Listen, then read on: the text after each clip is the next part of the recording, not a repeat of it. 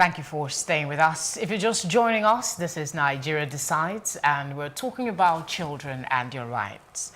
Now, we'll be focusing on children's well-being. The medical director of the Federal Neuropsychiatric Hospital in Yaba, Lagos, Dr. Oluwayemi Ogun, said young people between the ages of 14 and 35 have challenges with anxiety and depression. He added that youths with anxiety may not get to the hospital so they can become treated. According to her, 75% of mental illness starts before a child reaches 18th birthday, while 50% of mental health problems in adult life, excluding dementia, of course, starts before the age of 14. How can we protect the mental well-being of our children? That's our focus in this last segment on Election Studios. Joining us to do justice to this is a counselor and life coach, Adeleye Samuel. Thank you very much for coming in. Thank you, Adeleye. Adeleye, thank you very much for coming in. And of course, you've seen her face moments before. She's a Bukola Lameed, family life therapist. Thanks for staying till now. Thanks for having me. Now, Bukola and Mr. Adeleye, before we came on, I was trying to talk about, the synergy that families are supposedly to have. And I wanted to use I used myself as an example, which I will not use on TV right now. But, so parents in today's world, take for example, two parents are working. They're all trying to make ends meet. The most important thing for them is they feed, they clothe the child, and send them to school. That's their priority. Now, we fail to take into consideration the mental well-being of this child. And when we hear mental in Nigeria, oh, we're talking madness. No. So, and then the child is somewhat ignored or somewhat neglected. And then you are invited to school by the principal to say your child hit another child or did something really crazy that you've never done in your home. And you try to marry that, it's because there's no connection. So you're a life coach. I'm sure you talk to more adults than children. But at what point should parents take more into consideration the well-being, especially the mental well-being of their children, especially teenagers? I think the first thing first is to, the focus now is on the parent. But the question we need to ask first is that do parents themselves know mental state? Because you can't give what you don't have. Now, and I think the problem we're facing, especially in Africa, precisely in Nigeria that I know, is that we have not come to understand what mental health is. As much as we know that even we don't take care of our physical health, how come we are talking about the mind, your emotions, and your feelings, which we neglect here? I'll give an instance. Before you give the instance, can we just start on the premise of what is mental health? Yeah, mental health simply means the well-being of your mind, your emotions. That's all. Okay. So, as far as I think, I can talk, I think. That's all about mental health. Now, the problem we have is that when we have mental health, we have kolo mental. Or they will say, a popular one, they will say, go to Yaba left. So the stigmatization about that. And that's why one of the gubernatorial aspirant, or somebody said to one of the gubernatorians that it was formerly in Yaba. And so I think we need to first demystify what it means. But in saying that, what's our reality now? Our reality is now is our children are committing suicide. Our children are misbehaving, a lot of drug taking. It's amazing, even among the elite, that this problem is more prevalent among the elite. They can afford most of those things. So, only some clients, I look at some parents, and as much as we try to help them, there's a lot money can do because of the damage that has been done in the reality. So, but what is the solution really? Which you want more concern at? First, I say this, and I do try to do a campaign. First, don't first focus on your child, you focus on yourself. Once you can get that right about you, so you can't give what you don't have. No. Then your child will say, do you know what? I get what you're saying. Then, okay, I can relate with you. So, for example, I'm talking to my child about pornography. And I can't talk about how I got to see pornography myself. At what age I saw pornography. And what is my life. So how can he connect with me when I'm not sincere even? So I've seen children in the session where they will say, do you know what? My parent has a bipolar. I think my mother is just a sadist. And you're bringing a child for help. So I think that's where we start from. Then from there we can now go into that. Can I ask you, Bukola, what could be the possible trigger? Well, we've talked about, we talked about how the elite is also getting involved in this. In December alone, at least, if we didn't read any news of suicide and depression, we got at least 10 in the news. And this was promulgated primarily by social media. They go there, they express themselves and stuff like that. What could be, is it just social media? Is it the internet? What other triggers are there, and what should we be looking out for? Thank you very much. When we talk about mental health, like what he has said, I don't want to double into that again, but when you really look at mental health, it comes from the parents. Mostly as a child, children don't do what you say.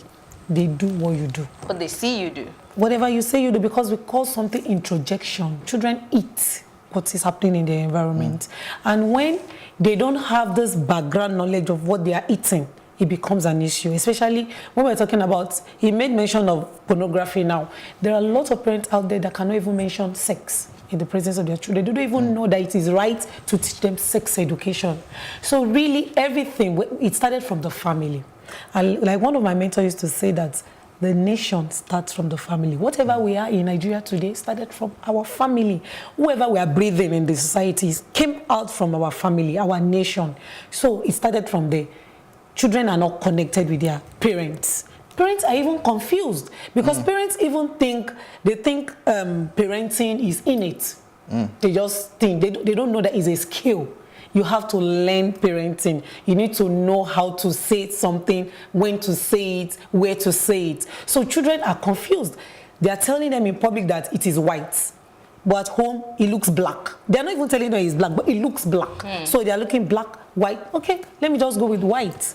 As much as we're looking at mental health here, we also have to connect government one way or the other. This is an election studio, and all these conversations are geared towards having a better Nigeria. Now, for these solutions, you're saying our parents have to get more involved.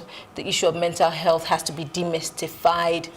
Now, she's made mention of suicide cases, people getting more interested in drugs, and the National Assembly did something about criminalizing, the cough syrup, the codeine.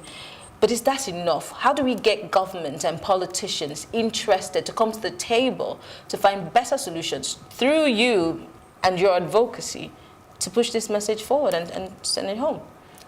Okay. Now, when they say they want to remove codeine and all that, I would say it's like trying to cut off a tree and not removing the roots. It will still sprout. So they are not actually focusing on the issue itself. The issue is the environment. These children are, we live in a sexualized environment. We live in an environment where everything that is normal is now abnormal. Everything that was abnormal is now normal. So who are our children looking up to? Who are their role models? Who are their mentor? What are they listening to? What are they hearing? So now if government can try in a way to sanction or try to transform the environment, because we have a lot of power, less like media, music, even religion, because there is a lot of plastering in religion. But these things are a mirror of society. The music that we hear today is as a result of what society there are some music that so really, how does the government start sanctioning videos? Because now the normal media space is actually regulated by the NBC. But you see, they stopped them from playing on TV, on radio, but you can access it on YouTube. The government is powerless in that area. So what do we do then? This is a campaign season. How do we bring these issues, mental health, basically? Because we're looking at censorship, that it goes beyond music, it goes beyond NBC, it goes further to the social media space. The internet, the dark internet, so to speak. So what do we do to bring the issue to the front burner like we're doing today, so that these politicians will not only take cognizance of the fact that this is an important issue, but put it in their policies? I'll come to you, Excel. Okay, I think it is quite important that we look at all stakeholders. Now, the people who are feeling this pain are more of the parents, even not the children themselves who are doing this. Now, parents need to also look at the elected people, or so-called to be elected people, and say, do you know what? Tell me why I should vote for you. if you don't show you care for my children. As much as we live in this selfish mindset of let anybody do what they want to do, you're not going to get it right. Because the lawmakers determine what happens to us. And so what we do basically is that let everybody go their way. Then suddenly when something happens, for example, there's a plane crash, then everybody's trying to look at how do we repair the system until we begin to see that the little thing that is not working matters a lot. And do you know the reality? The 5-year-old, 10-year-old child that you're not taking care of the mental health, one day will become the president or the governor or being asked of the assembly, what law will he make for the people? So we have been a nation who are not thinking deep and to look at how do we plan this country in the next 100 years to say, how do we from now beginning to give our children some level of sense when it comes to how they feel, they think, they behave. Could you going to be the result? Some ideas as to how this can be achieved, especially because some of these, we had a guest here earlier, Taiwo, that was saying that he's met with some political aspirants and they've had conversations on how they can have an inclusive education system. Now, you're talking about how to draw the attention of government to some of these. What are these channels? Is it through maybe getting counselors in the secondary schools to, you know, talk to children as part of education counseling? What are the measures that these people should be considering? I'll still come to you, Excel. Okay. This is what I think. I think even the practitioners in the game, but the psychiatrists, the psychologists, the counselors, the life coach and all that, need to also take it upon themselves to begin to approach the politicians and say, do you know what? You're doing a good job and you want to do a good job, but we have something for you that matters a lot. As a matter of fact, if you can do this and all that, I can promise you that I can get even people to vote for you. You see, we can't all sit and fold our hands and stay in our office and thinking things will work. No. I'm saying this also because I'm inclusive in this matter. We need to approach these guys and say, do you know what? Let me give for example, how many times have we, even the practitioner, tried to create an awareness and just go on the street and say, do you know what? People are dying indeed. Now, we understand... Sorry to cut in. You just, picked on... Share some experiences that you had, because you see, you can't just go on the streets and say we no go agree. Why we no go agree? You have to tell us. Exactly. This is what I've seen. So how alarming is it? Is there some sense of urgency on this issue? Let us know, because you talk to these people every day. I say a word, and just use a phrase. I say this: the child that we don't pay attention to today may be the one that will marry our own child. And what happens in that case? You see, it's pathetic when I charge some clients, because beyond that you are crying for what has happened to this child and what will happen to the future of this child. So if you say alarming, I think we are joking in this nation. And I think we are not paying attention to human life as itself. And like I tweeted and I said that the quality of a life in the country shows the quality of their passport. Until we understand what is the quality of life and all that. So in saying what do we do now, I think we all need to go beyond staying and folding our hands. We need to do a very big campaign. I'll tell you this, for example. I was in a particular meeting this weekend, and one of the aspirants was there. And I observed all through that people were asking questions, but nobody really asked questions about mental health. Unfortunately, do you know we are joking about mental health bill in this country? So that's why I say that we're still far. But I think right now we need to all stand as well and talk to these people. Probably tweet to one or two people. And we won't joke with social media. Social media is going a lot and is making changes as well. They're all opening shop there. So yes, that's where the new business market so is. We have no control over the song they sing. They are doing business. They're going to make money. We have no control over all that. But do you know what? I have a control. If a whiskey come to me and said, I have a problem. Then I say, whiskey, do you know what? I'm going to treat you. But beyond that, what do you do? I'll give, for example, there's a particular one. I don't want to mention his name. Every time on Instagram, he's either doing a weed or other things.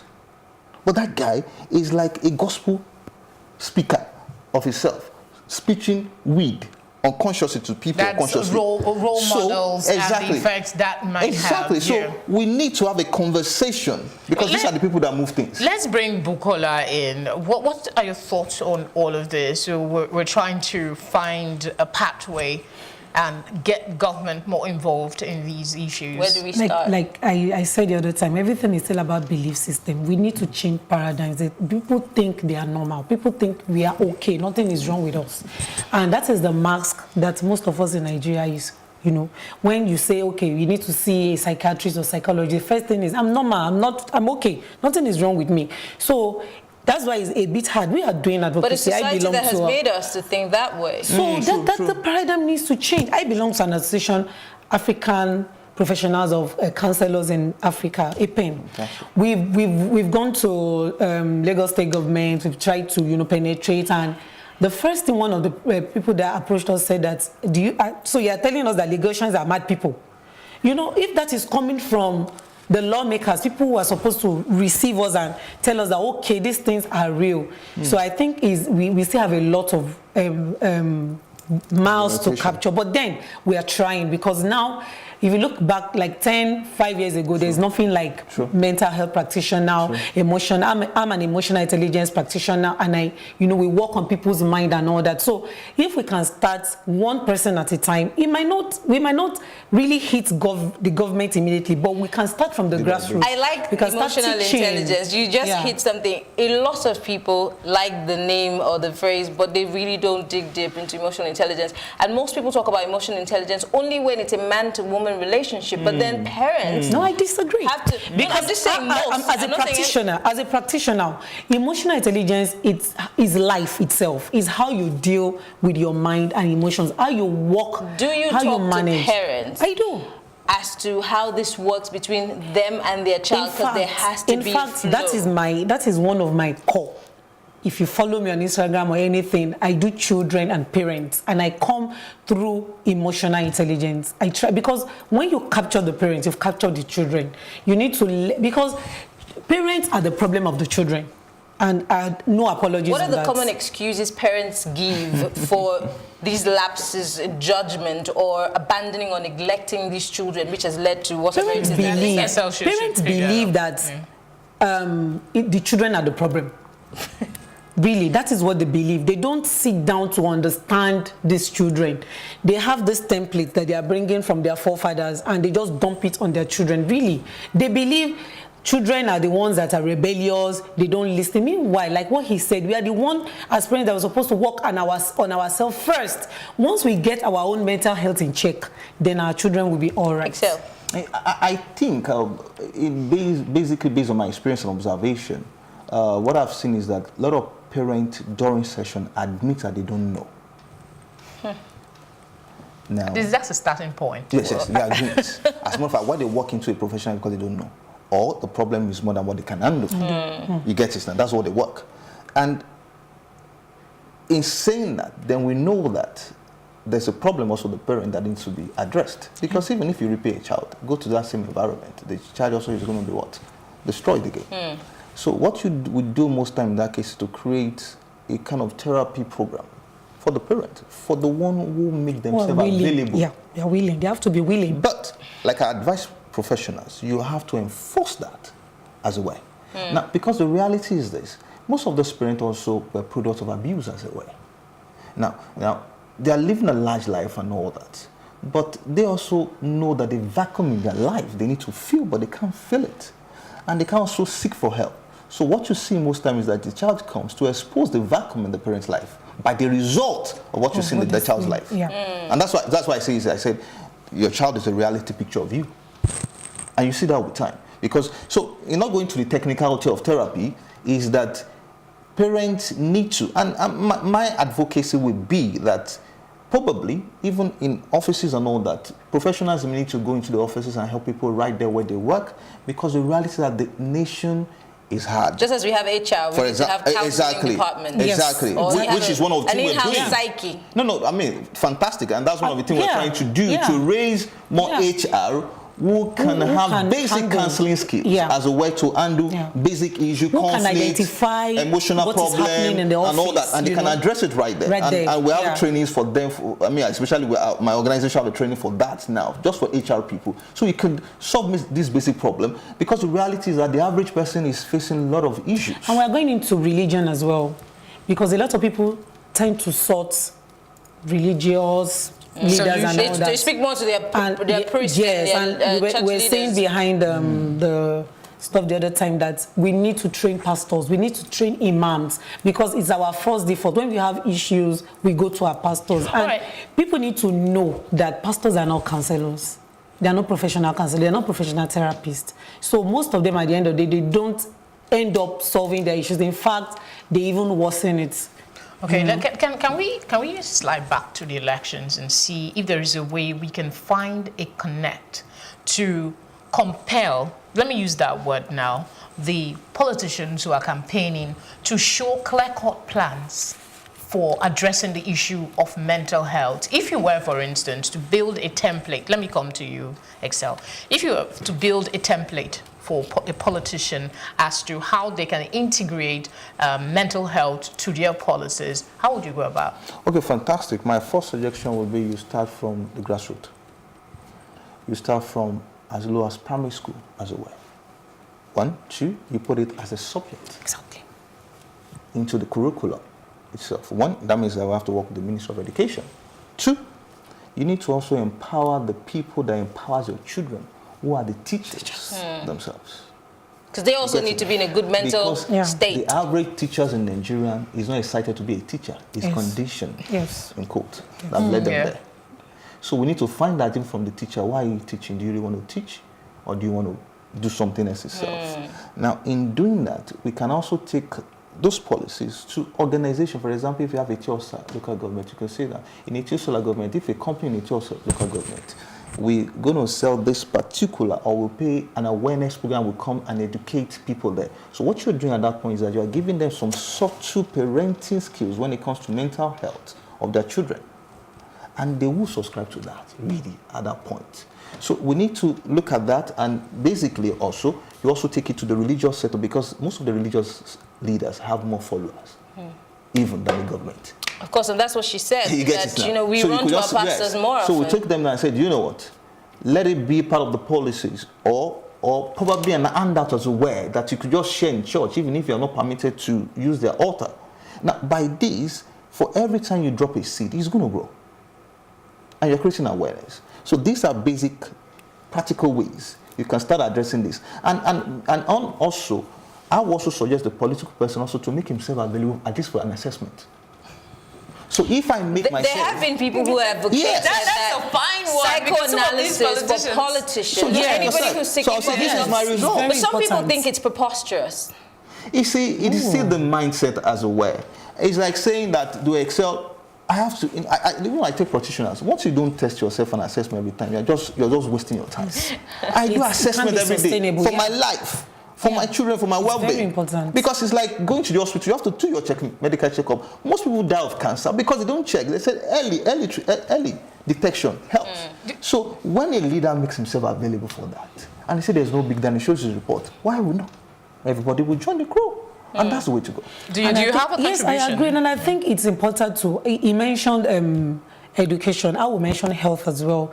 That maybe they should add it to the. I don't know how the policies of if you want to get a job, you need to get your mental health results as well. If you want to go into a university, you need to. There are some offices on a lighter note that the prerequisites to be. Yes. There's So some as much as organization you are that doing determine that, let me have your it. PVC, your HB, XYZ, whatever, your mental health results should be in check as well. Then we should go to the grassroots, like what he has said. People who are our artisans, all these semi-literate, illiterate, then we should organize something for them, because they are not in our offices. Most of them are not even in our churches. Most of them are not in our mosques, and most of them are the ones that even need more of those, because like we were saying that you cannot be sane in Nigeria when you are driving. You need very high emotional intelligence to drive. So where do you get these people? They're people from our grassroots. Yeah, before we move further, we're slightly going out of time. But before we go, there's something you said that really triggered my thinking, and that's mental assessment for politicians. Do you think that they will subscribe to such and then push it, bring that result in public. As it is, we have senior public officials who would refuse to tell you whether they are sick, and they go abroad to take their treatment, and we don't know what that. Do you think that there will ever be a scenario where these politicians will be willing to subject themselves to mental health assessment and then publish that result for all and sundry to see as a way to facilitate, you know, a reorientation? I think there will always be. Change is one thing that you can't take away from life. There will always be change. The question is, well, in this nation now, people are declaring their asset. It wasn't so before. True. It's another question to say, is that the old asset itself? But at least they're trying. But at least there is an effort. So is that easy? I mean, let's start from this. If you have 4 political aspirants in Etiosa or any of the local government, at least 2 will do that. I want to believe. And that to itself, it's an awareness too. Because that guy has a follower. He's on Instagram, he's everywhere. And again, you see, there's no problem with that assessment itself. Because he's just saying, do you know what? I'm sick here, but guess what? I'm going to take my drugs as well.